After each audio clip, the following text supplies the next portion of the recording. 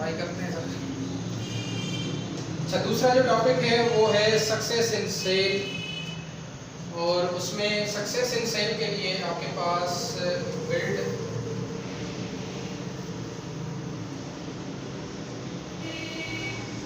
Team. देखिए, अगर आप ये चाहते हैं कि आपके पास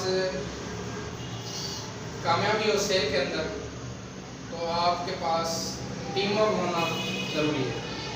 तो आपके पास टीम वर्क होने के लिए बिल्ड द बेस्ट टीम।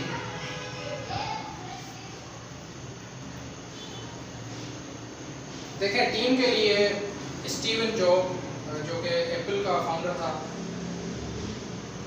वो ये कहता है कि the great thing in the business are never done by one person. यानी दुनिया के अंदर जितने भी बिजनेसेस हैं, कारोबार हैं, उनमें जो अच्छी चीज़ें या बहुत बड़ी चीज़ें अचीव होती हैं वो हमेशा एक बंदा अचीव नहीं करता या नहीं कर सकता।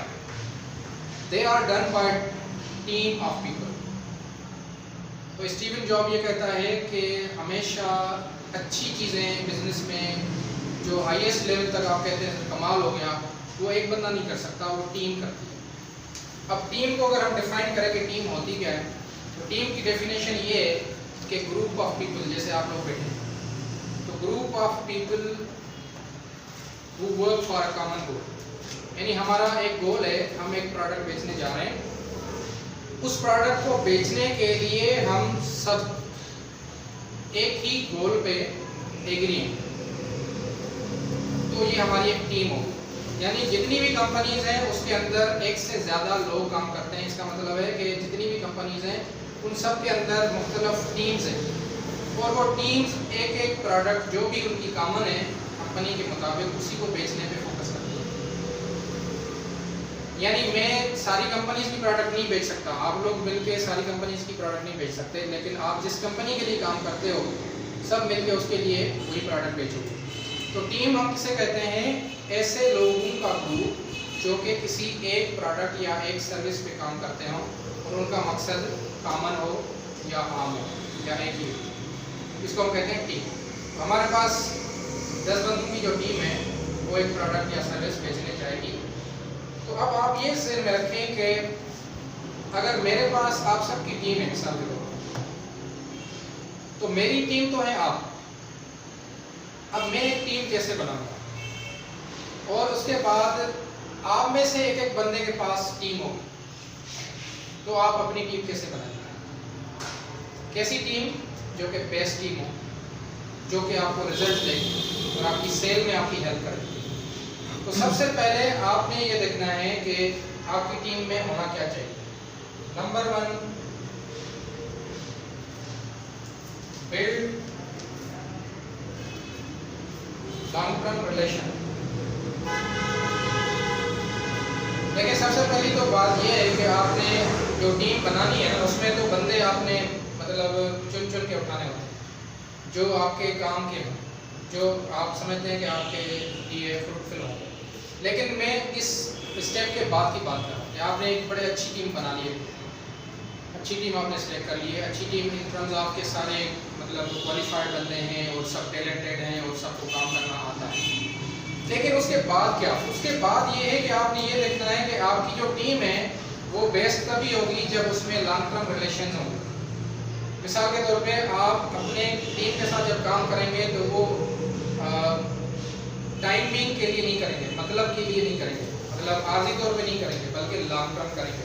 ज़रूरी नहीं आज आप एक प्रोडक्ट बेच रहे हैं तो कल आप कोई और प्रोडक्ट बेचेंगे, तो आप इसी बंदे को अपनी सर्विस के लिए यूज़ कर सकते हैं अगर आपका रिलेशन वहाँ लॉन्ग टर्म बेसिस पे होगा।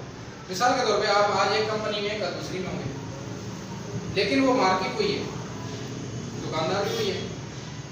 तो पहले भी एक रिटेलर था, आज वही रिटेलर है, लेकिन आपने सर्विस चेंज कर दी है, प्रोडक्ट चेंज कर दी है। तो वो पहली प्रोडक्ट की वजह से आपका जो रिलेशन था वो लॉन्ग टर्म था, अच्छा रिलेशन था, तो इस दफ़ा भी वही आपको काम आएगा। तो अब आपकी जो टीम है बेसिकली वो कौन सी है, ये ध्यान में रखें। सबसे पहले तो आप बोलेंगे हमारे पास तो टीम है ही नहीं। देखिए, आपकी टीम है आपका कस्टमर, यानी आपका शॉपकीपर, वो आपकी टीम है। जितनी अच्छी टीम बनाएंगे उतनी सक्सेस आपको आपकी सेल में, बिजनेस में आएगी, ये ध्यान में रखें। तो आपने अपने रिलेशनशिप्स उस टीम मेंबर के साथ, यानी जो आपका रिटेलर है या उसको हम कस्टमर कहते हैं, उसके साथ आपने लॉन्ग टर्म रिलेशन बनाने हैं। इस सोच से नहीं कि बस इससे काम निकलवाना है, बल्कि इस सोच से कि मैंने इससे काम तो लेना है लेकिन इसको ज़्यादा फ़ायदा भी देना है। जब इस तरह से आप उसको सपोर्ट करेंगे, फैसिलिटेट करेंगे, सर्विस देंगे वैल्यू के साथ, क्वालिटी के साथ, तो ये आपका रिलेशन जो बनेगा वो लॉन्ग टर्म बनेगा। आप कंपनी चेंज करते रहें, आप प्रोडक्ट चेंज करते रहें, आप सर्विस चेंज करते रहें, लेकिन आपका बिजनेस आपको मिलता रहेगा, क्योंकि आपने जो बनाया है वो बहुत ही स्ट्रांग रिलेशन बनाया है अपनी उस टीम के साथ जिसके साथ आप काम करने जा रहे हैं। नंबर टू जो इम्पोर्टेंट चीज़ है वो ये है कि बी ट्रस्टवर्दी। देखें, आपकी जो फिलॉसफी है वो ये है कि आप सेल करना चाहते हैं, और दूसरी फिलॉसफी आपकी ये है कि आप ज़्यादा सेल करना चाहते हैं। तो इसके लिए ज़रूरी है कि देखें, आपका एक ट्रस्ट होना चाहिए आपकी टीम के बीच में। नबी करीम सल्लल्लाहु अलैहि वसल्लम का अगर आप देखें तो उनको सादिक और अमीन कहा जाता था, और वो मुसलमान नहीं कहते थे, बल्कि वो कहते थे जो उनको और उनके अल्लाह को नहीं मानते। वो लोग भी कहते थे अगर नबी करीम सल्लल्लाहु अलैहि वसल्लम के पास कोई चीज़ आपने रखवाई है एज अमानत, तो वो आपको वैसे ही मिलेगी जैसे आपने रखवाई। और अगर वो कहते हैं कोई चीज़, किसी चीज़ के बारे में, तो वो सच्ची होगी। तो उनको सादिक और अमीन का लक़ब दिया गया था। मैंने मौलाना से कुछ से सुना है कि किसी ने नबी करीम सल्लल्लाहु अलैहि वसल्लम से पूछा कि आपकी उम्मत में, यानी जो मुसलमान होंगे, उनमें कौन सी क्वालिटी होगी क्या? तो उन्होंने मतलब ये कहा कि बुराइयां तो हो ही सकती हैं, लेकिन कभी भी वो धोखा नहीं दे सकते और झूठ नहीं हो सकते। यानी बुराइयां हो सकती हैं, लेकिन वो नहीं हो सकता मुसलमान जो धोखा दे और झूठ बोले।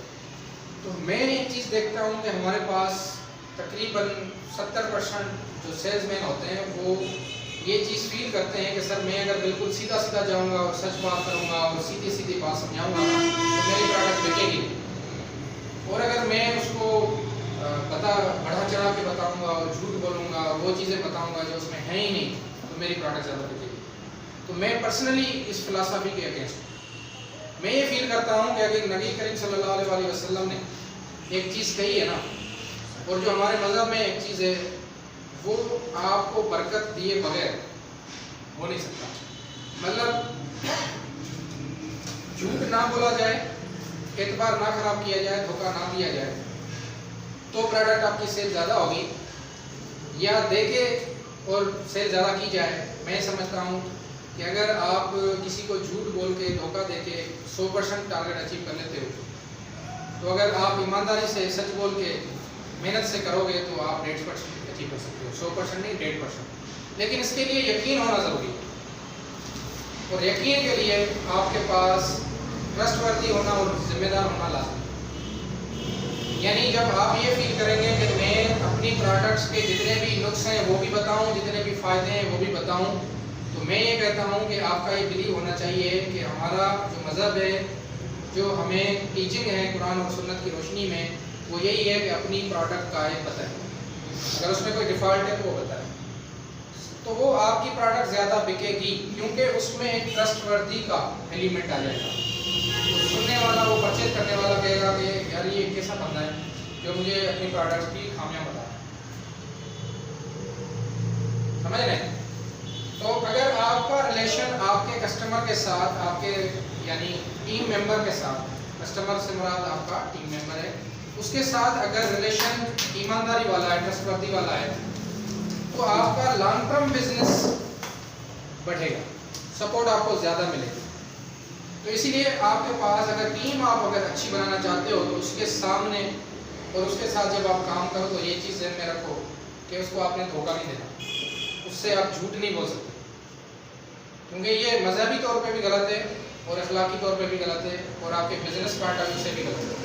ये चीज़ हो ही नहीं सकती कि जो चीज़ आपके मज़हब और रिलीजन पॉइंट ऑफ व्यू से सिखाई गई हो और उसके आप उलट करो तो आपको फ़ायदा हो, ऐसा नहीं। आर्जी फ़ायदा हो भी जाए, लॉन्ग टर्म फ़ायदा नहीं होगा। आपने किसी को झूठ बोल के धोखा दे के प्रोडक्ट बेच भी दी, वो नेक्स्ट टाइम आपको अपनी दुकान में आने नहीं देगा। तो देखें, ट्रस्ट और आपकी जो रिस्पॉन्सिबिलिटी है, इसको आप अगर मेंटेन करते हो तो आपकी टीम अच्छी बनेगी। रिस्पॉन्सिबिलिटी से मुराद ये कि जब एक ट्रस्ट का एलिमेंट आएगा तो लोग आपको ट्रस्ट के बेस पे आपसे तवक्को करेंगे, सर्विस की, बिक्री की, चीज़ों की, टाइम की डिलीवरी की।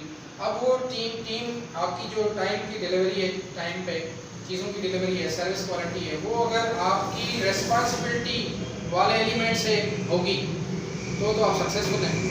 और अगर नहीं है तो ट्रस्टवर्दी जो आप हैं वो आप रहेंगे। मिसाल के तौर पे हमने जो टाइम सेट किया था उस पर हम में से एक बंदा लेट आया, तो हम उसको क्या लक़ब देंगे, जिम्मेदार या गैर जिम्मेदार? उस पर एतबार कर सकते हैं या नहीं कर सकते। लेकिन उसके अलावा जितने भी लोग टाइम पे आ गए, हम उसको कहेंगे ट्रस्टवर्दी लोग, ज़बान के पक्के हैं, एतबार के हैं, एक नंबर है। तो रिलेशन कहाँ बनेगा? जहाँ पर जिम्मेदारी होगी। तो अगर आप समझते हैं कि आपने बिजनेस ग्रो करना है तो उसके लिए टीम बिल्ड करनी पड़ेगी, और टीम में ट्रस्टवर्द होना, एतबार के लायक होना, और धोखा ना देना, और जिम्मेदार बनना, ये सारी चीज़ें आपको फोकस करनी पड़ेगी। उसके बाद सर जो तीसरी पॉइंट है वो ये है कि treat your team like you want to be treated. देखिए, आप जिस तरह से खुद ट्रीट होना चाहते हैं ऐसे ही अपनी टीम को ट्रीट करें। यानी जिस तरीके से आप चाहते हैं कि आपकी रेस्पेक्ट हो, वैल्यू हो, आपको कोई धोखा ना दे, आपसे कोई झूठ ना बोले, तो इसी तरीके से आप भी अपने ऊपर ये चीज़ें सारी लागू करें कि मैं अपने कस्टमर को, रिटेलर को या टीम को धोखा ना दूँ, उससे झूठ ना बोलूँ, उसके साथ कोई ऐसी चीज़ ना करूँ जो कि मुझे खुद को अच्छी नहीं लगती, यानी इवन बदतमीज़ी भी।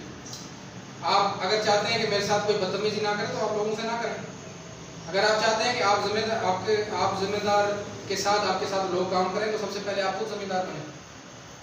तो जब आप खुद जिम्मेदार होंगे, रिस्पॉन्सिबल होंगे, तो अगला बंदा भी रिस्पॉन्सिबल होना शुरू हो जाएगा। जब आप अच्छे अखलाक से पेश आएंगे तो आपके साथ भी लोग अच्छे अखलाक से पेश आना शुरू हो जाएंगे। तो जो चौथा पॉइंट ये है कि अगर आप अच्छी टीम बनाना चाहते हैं, अपनी जो भी मार्केट में आपकी टीम बनेगी वो अगर अच्छी बनना चाहते हैं, आप क्वालिटी वाली टीम बनना चाहते हैं जो आपके बिजनेस में आपको सपोर्ट दे, तो उसको आप ऐसे ही ट्रीट करें। उसके साथ आपका बिहेवियर, सुलूक ऐसा होना चाहिए जैसे आप अपने लिए मानते हो कि मेरे साथ ये ऐसा होना चाहिए। तो अगर आप ये करते हैं तो आपके लिए सक्सेस आसान है। उसके बाद है सर पॉजिटिव माइंडसेट। देखें, जब तक आपके पास पॉजिटिव माइंडसेट नहीं होगा आप ग्रो नहीं कर सकते। तो आप ये समझ लें कि आपकी जो टीम के अंदर माइंड है वो माइंड बड़ा पावरफुल होता है, आपके एक इशारे पे वो काम करता है। तो उस माइंड पावर में पॉजिटिविटी होना ज़रूरी है। तो कोशिश ये करें कि आपकी टीम के अंदर, यानी जितने भी आपकी शॉपकीपर्स हैं उनके अंदर अगर निगेटिविटी हो, आपकी प्रोडक्ट से लेके, आपको लेके या सर्विसेज को लेके, कोशिश करके या चैलेंजेस को लेके उनकी जहन को आपने पॉजिटिविटी में कन्वर्ट करना है। नहीं सर, पिछली दफ़ा गलतियाँ हुई हैं, अब नहीं होंगी, हम आपको सपोर्ट करते हैं। मतलब उनके प्रॉब्लम्स आप जब हल करेंगे, उनकी जिस वजह से वो निगेटिव सोच आ रही है उसको आप दूर करेंगे, तो ये एक पॉजिटिव माइंड बनेगा। Again, positive mind will support you in your business, because your mind is powerful thing. When you fill it with positive thoughts, your life will begin to change. जैसे मैंने शुरू में कहा ना, चेंज। तो देखें, change आपकी तब शुरू होगी जब आपका माइंड पॉजिटिव हो, जब सिर्फ अच्छा सोचेगा कि सर ये बोतल जो है वो आधी भरी हुई है, मेरे लिए ये फ़िलहाल काफ़ी है, मेरे लिए गुजारा हो जाएगा, बजाय इसके कि अच्छा इतना पानी क्यों रखा है, तो थोड़ा है, इससे क्या होगा भाई, फ़िलहाल के लिए तो यही काफ़ी है, आधे घंटे बाद दूसरा चाहिए होगा, दूसरा मिल जाएगा। Think positive. तो पॉइंट ये है कि सर आपके पास पॉजिटिव माइंड होना चाहिए, और ये भी तभी मुमकिन है जब आप खुद पॉजिटिव होंगे। जब आप पॉजिटिव खुद होंगे तो आप अपनी टीम में भी पॉजिटिविटी क्रिएट करना स्टार्ट कर देंगे। अगर ये कर लेते हैं तो आपकी टीम बेस्ट बनेगी। और इसमें भी लास्ट पॉइंट ये है, लर्न फ्रॉम मिस्टेक्स। देखिए, अपनी गलतियों से आपने सीखना है, और सीखने का मुराद ये है कि जब भी आप कोई एक्सपेरिमेंट करते हैं, कोई तजुर्बा करते हैं, तो उसमें से दो चीज़ें होती हैं, या तो आप कामयाब हो जाते हैं या तो आप नाकाम होते हैं। तो अगर कामयाब होते हैं तो कामयाबी के लिए तो आपने वो काम किया था, उस पर तो आप फिर उसको एंजॉय करते हैं या खुशी महसूस करते हैं। लेकिन अगर आप फेल हो जाते हैं तो आप मायूस हो जाते हैं। हालांकि होना ये चाहिए कि अगर आप उसमें फेल हो जाते हैं तो आप ये समझ लें कि मैं इसमें फेल नहीं हुआ, बल्कि मैंने ये नोट किया है कि मैंने एक गलती की है जो कि आइंदा नहीं करनी। यानी आप अपनी उस फेल्यूर को बेसिकली फेल्यूर नहीं नाम दें, मिस्टेक का नाम, और उस मिस्टेक को अपने ऊपर सवार होने के बजाय, अपने आप को मायूस बनाने के बजाय ये करें कि ये गलती आज हुई है लेकिन आज के बाद नहीं होगी। इससे आपने क्या सीखा है? आपने कस्टमर के साथ जो रिलेशन था वो अगर सपोज करें किसी भी वजह से वो टूट गया है, ख़राब हो गया है, तो आप ये कोशिश करें कि ये गलती आपकी किसी और कस्टमर के साथ ना हो। एक को तो आपने छोड़ दिया, एक के साथ आपने रिलेशन ख़राब कर दिया, लेकिन उतने ही आप हम्बल बन जाएं, उतने ही ट्रस्टवर्दी बन जाएं, उतने ही ज़्यादा जिम्मेदार बन जाएं, ताकि जो बाकी आपके बचे हुए रिटेलर्स हैं उनके साथ आपका जो रिलेशन बने। तो अगर आप ये टीम बिल्ड कर लेते हैं तो अगर आपके लिए सक्सेस जो है सेल में या बिजनेस में या जॉब में वो यकीन है। और अगर आप ये नहीं कर पाते तो there will be a challenge. So if you want to grow in your business and your job, the key is to build your team that have quality.